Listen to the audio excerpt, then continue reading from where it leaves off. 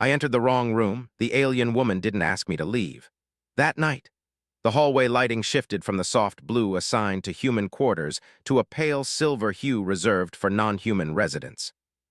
The air felt different too, cooler and faintly scented, like rain on warm stone. Elias froze with one foot still half inside the corridor, his hand hovering in the air as if he could somehow rewind the last 3 seconds. He had been sent to Deck 9 to deliver a translated cultural brief. That was normal. Humans were often asked to explain themselves, their habits, their confusing emotional customs. Elias had done this job long enough to stop taking it personally. Still, this door was not on his map.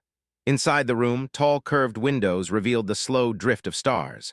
The furniture was grown, not built, shaped from smooth living material that pulsed gently with internal light. Everything about the space whispered privacy. Someone was already there. She stood near the window, her back turned, elongated silhouette outlined against the glow of distant nebulae.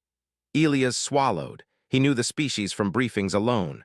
Keller, reserved, highly private. Known for strict social protocols and an almost surgical separation between personal and public life. Entering a Keller private chamber uninvited was not just a mistake, it was a serious breach. "I'm sorry," Elias said quickly, stepping back. "Wrong room, I'll—" "Stop." The word was calm, not sharp, almost curious. Elias stopped. The woman turned slowly. Her face was unfamiliar but not frightening, with smooth, pale skin marked by faint, iridescent lines that shifted as she moved. Her eyes were dark, reflective, and unsettlingly focused, as if she could see not just him, but every thought he hadn't spoken. "You may remain," she said. Elias blinked. I really shouldn't." "You entered," she replied. "Leaving now would be discourteous." That made no sense. Every interspecies protocol Elias knew screamed the opposite. He opened his mouth to argue, then hesitated. She hadn't raised her voice. She hadn't shown anger. If anything, she looked interested. "My name is Salith," she said. "You are human." "Yes," Elias said automatically. Elias Ward, cultural liaison. "Of course you are." Something about the way she said it made his skin prickle, not mocking, observational. "I apologize," Elias tried again. "This was an accident." "There are no accidents aboard this station," Salith replied. As if to prove her point, the door behind him slid shut, not locked loudly or aggressively, just closed. Elias felt a sudden awareness of how alone he was. "I didn't close that," he said. "I know." She gestured toward one of the seating structures. It reshaped itself smoothly, adjusting height and form until it resembled something Elias could reasonably sit on. "Please," she said. "Sit." He should have refused. He knew that. Yet something in her tone carried no threat, only an expectation that he would comply. Elias sat, heart-pounding, mind racing through possible explanations and consequences. Salith remained standing, studying him. "You are aware," she said, "that among my people silence is rarely accidental." Elias nodded cautiously. "I think so." "When a Keller does not immediately dismiss an intrusion," she continued, "it is considered an invitation to exchange thought." Elias frowned. "Just conversation?" "Yes." Relief washed through him, though unease followed close behind. Conversation with a Keller xenolinguist of apparent high rank was not something that happened casually. "Why me?" he asked. Salith tilted her head slightly, the light lines on her skin shifting in response. "Because you did not insist on leaving." "I tried," Elias said. "You stopped." That was true. She finally sat opposite him, folding herself with controlled grace. The living furniture adjusted again, as if responding to a subtle signal. "You humans," Salith said, "are remarkably difficult to predict." Elias gave a weak smile. "We get that a lot." "No," she said. "You do not understand how literal I mean." She explained that the station operated under layers of artificial intelligence, systems designed to optimize interaction, minimize conflict, and predict outcomes across thousands of species. Every culture was modeled, every response mapped. "Except yours," she said. Elias shifted uncomfortably. "That sounds bad."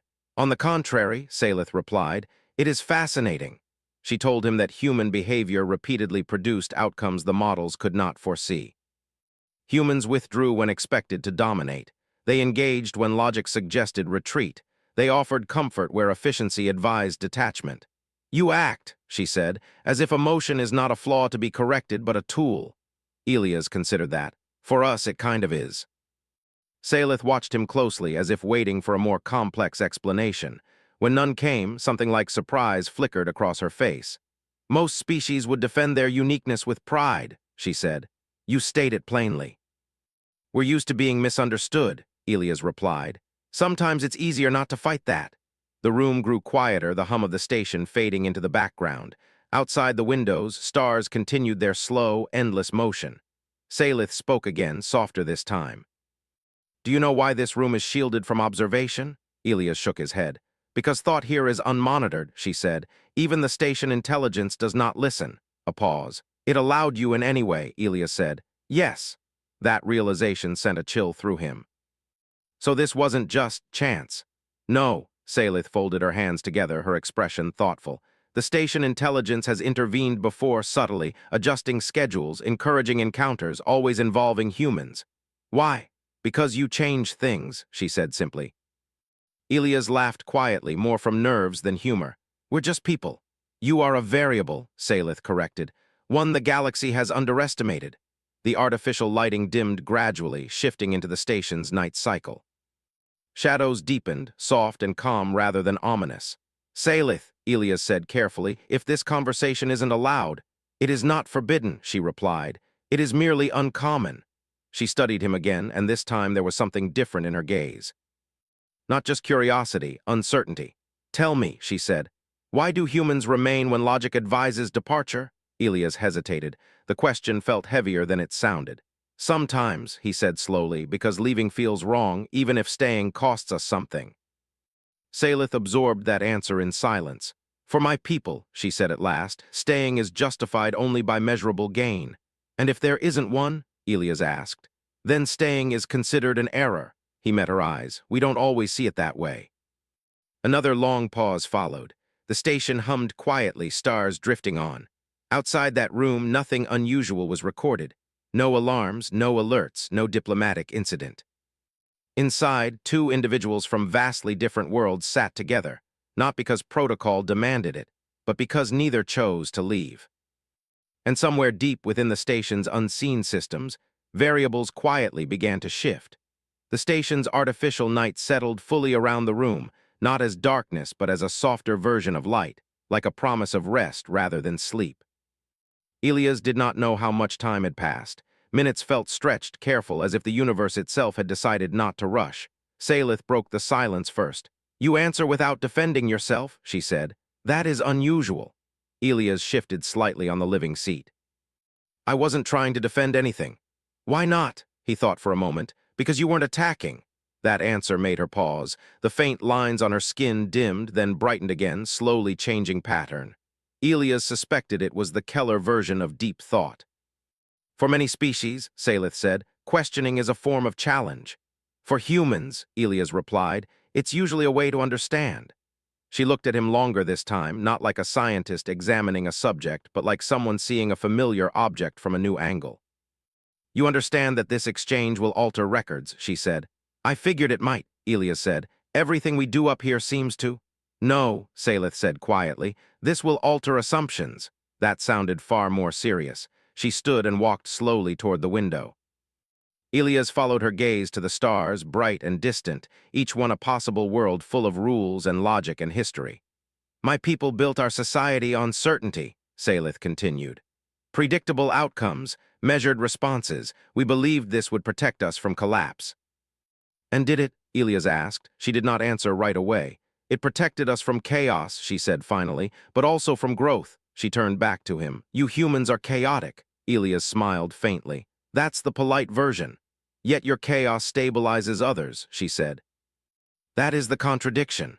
She explained that recent diplomatic crises had ended not because of superior force or perfect planning, but because humans had acted in ways no model could anticipate. They apologized when no fault was assigned. They stayed when evacuation was advised. They listened when silence was expected. These actions, Salith said, introduced variables that prevented escalation. Elias rubbed his hands together slowly. We just call that being human. That is exactly the problem, she replied. You do not see it as exceptional. She moved closer, not invading his space, but near enough that Elias became aware of her presence in a new way, not threatening, just present. The station intelligence arranged this meeting, Salith said. It calculated that a direct, unscripted interaction would provide data it could not generate alone. "So I'm an experiment," Elias said lightly. "Yes," she said. Then, after a pause, "So am I," that surprised him. "For the first time," she continued, "I am operating without a defined outcome." Elias considered that. "Is that scary?" "Yes," he nodded. "That makes sense." Most species he dealt with expected reassurance, logic, or solutions. Instead, Elias simply accepted her fear as real. That seemed to matter. "What do you do," Salith asked, "when you cannot predict the result of your actions?" Elias leaned back, thinking. "We act anyway." "Why?" "Because sometimes not acting feels worse." She absorbed that, eyes distant. The station's internal systems adjusted again. A faint vibration passed through the room, barely noticeable. Elias sensed something changing beyond the walls, like gears shifting. "You are aware," Salith said, "that this conversation will end soon." "I figured it couldn't last forever. Morning cycle approaches," she said, "and with it observation." Elias stood slowly. "Then I should probably go." She did not immediately agree. "Elias Ward," she said, using his full name, "if you leave now, protocol will resume. Reports will be filed. This moment will be classified as inconsequential." "And if I stay?" he asked. "Then it becomes precedent." He weighed that. Precedent was dangerous. Humans were already seen as unpredictable. Adding another reason for suspicion was not ideal. But he remembered what he had told her earlier. Sometimes staying felt right, even if it cost something. "I don't want to cause trouble," he said honestly. "You already have," Salith replied. There was no accusation in her voice, only fact. She stepped back, giving him space to choose. Elias took a breath. "Then I'll stay a little longer." Something in the room seemed to relax. They spoke then of smaller things, human childhoods, Keller education, the strange human habit of naming ships. The Keller preference for silence over celebration. Differences that would normally be reduced to bullet points in a report now carried weight because they were shared, not summarized. Salith asked why humans formed emotional bonds so quickly. "Because we don't live very long," Elias said, "compared to most of you." "That would encourage efficiency," she said. "Or urgency," he replied. "We don't assume we'll have time later." That idea lingered. When the artificial light began to brighten again, signaling the approach of morning, Salith straightened. "It is time," she said. Elias nodded. "I understand." The door slid open smoothly, quietly, as if it had never been closed. Outside, the station hallway looked the same as always, calm, orderly, unaware. "Elias," Salith said before he stepped through. He turned. "This exchange," she said, "has no formal category." He smiled slightly. "Humans are good at those." She inclined her head, a gesture that, according to briefings, was rare among her people. "Go," she said, "before the moment collapses into record." Elias stepped out. The door closed behind him. He expected consequences immediately. Security, questions. At least a raised eyebrow from the station AI. None came. Instead, the next days unfolded quietly. Too quietly. Elias returned to his duties, delivering briefs, mediating small misunderstandings, doing the work humans were quietly becoming known for. Yet he noticed changes. Meetings took longer, not because of conflict, but because species that once spoke only through representatives now asked questions directly. Some even asked humans to stay in the room longer than required. A Keller delegate requested clarification on a human proverb. A Vale scientist asked why humans valued stories more than data. These were small things, but small things added up. Salith did not contact him again, not directly, but a report circulated through diplomatic channels, authored by a senior Keller xenolinguist. Elias recognized her phrasing immediately. The report did not mention him. It did not mention a room or a night or a closed door. It spoke, instead of variables, of the limits of prediction, of the stabilizing effect of emotional intelligence. It proposed a reclassification. Humans were no longer to be treated as emerging participants or cultural risks. They were to be considered adaptive anchors. The station intelligence updated its models. Across the network, probabilities shifted. Conflicts that once had only two projected outcomes now had dozens. In many of them, a human presence reduced loss, not through force, but through refusal to follow expected patterns. Elias learned of the change weeks later, in passing during a routine briefing. "You people are becoming difficult to plan around," a delegate said, not unkindly. Elias smiled. "We've been hearing that our whole history." That night, as he looked out at the stars from a public observation deck, Elias felt a strange sense of quiet pride. Humanity had not shouted, had not conquered, had not demanded recognition. They had simply stayed. Somewhere else on the station, Salith stood in her private chamber, reviewing new data streams that no longer tried to simplify what could not be simplified. For the first time in her long career, uncertainty did not feel like a flaw. It felt like possibility. And the galaxy, slowly and without ceremony, adjusted itself around the idea that humans were nada.